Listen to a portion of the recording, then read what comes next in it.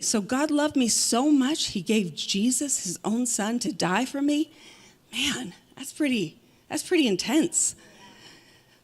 I guess maybe I need to show some commitment here.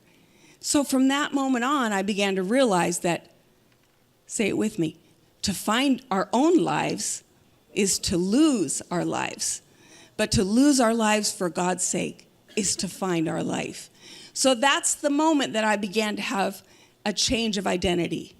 My identity wasn't just about fads or trends or what was in vogue or what was in style or where to go that was cool or, how you dressed, how you thought, all the things that the media throws at you.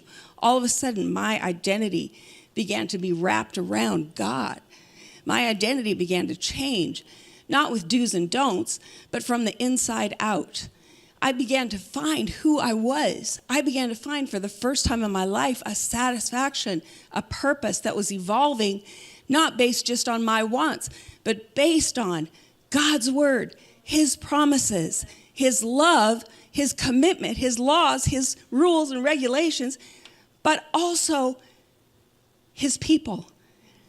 That was the thing that really hung me up. The first couple weeks, I was like, God, that was really, I really got born again. And I fell so in love with the Lord.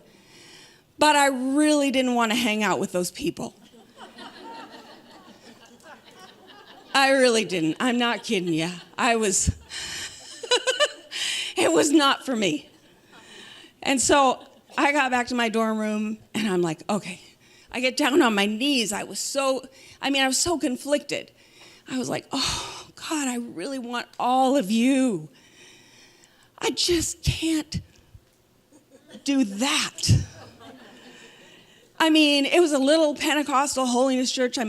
That night I walked in, there are all 30 of them, a mega church of 30. Their hands lifted, speaking in garbled tongues. And I'm like, what is this place? I had no clue. I'd never heard of even being a born-again Christian, let alone a tongue talker.